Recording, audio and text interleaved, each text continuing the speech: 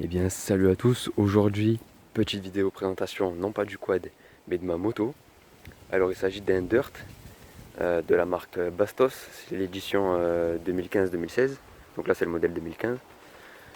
C'est le modèle BP 140 à la base et donc je vais vous faire le tour un peu et voir qu'est-ce que j'ai changé dessus.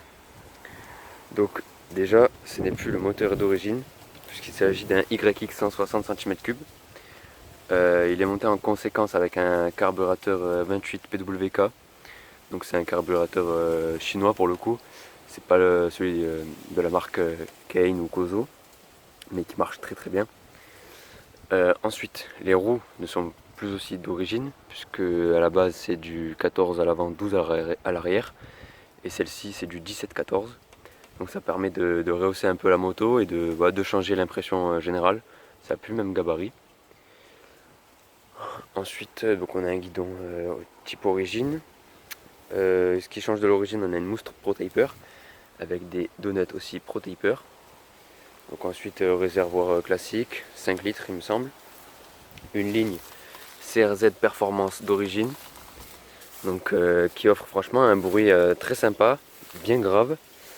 Je vais la démarrer tout à l'heure, mais bon, après le micro du téléphone ne retransmet pas vraiment le bruit grave, enfin pas autant que ce qu'il est en réalité. Donc démarrage au kick, il n'y a pas de démarreur électrique.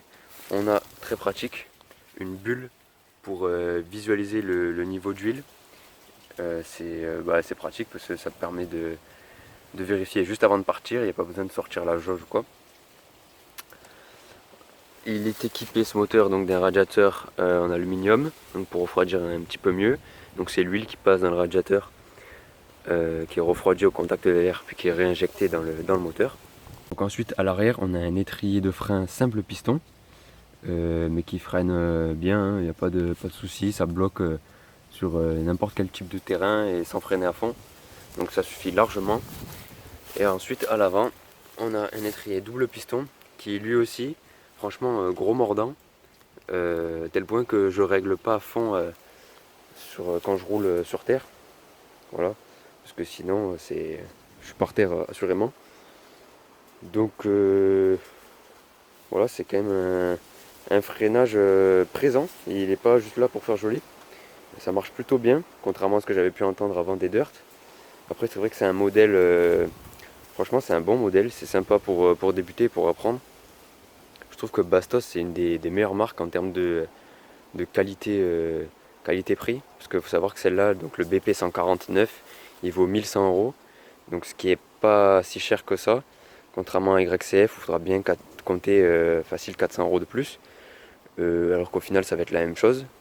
En plus, il y a sur celle-ci donc un cadre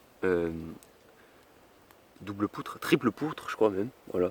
Donc c'est franchement très solide, je veux dire si je veux m'initier un peu au cross, faire des sauts, il y a largement moyen, il n'y a pas de souci.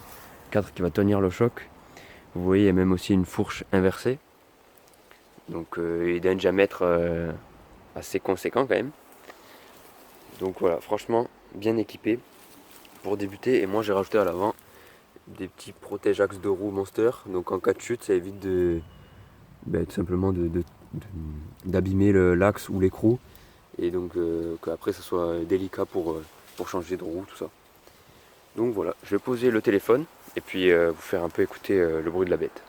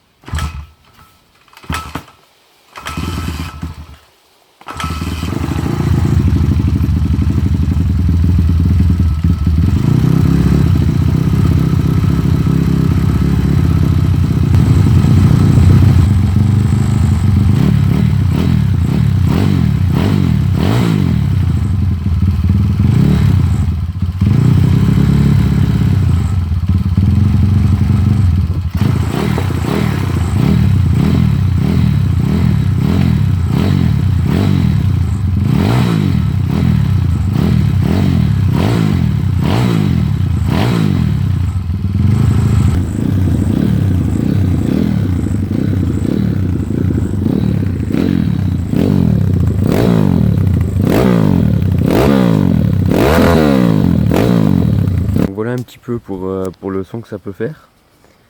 Pour ceux qui se poseraient la question, la montre qui est devant, donc c'est pour, ça me sert de compteur d'air, hein. Je note à chaque fois les temps de roulage tout simplement pour respecter les intervalles de vidange.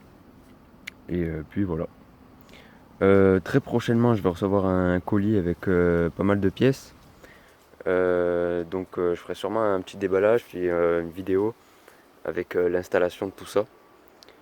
Donc il y a des pièces d'entretien, mais il y a aussi des pièces pour améliorer un peu le bestiau. Voilà.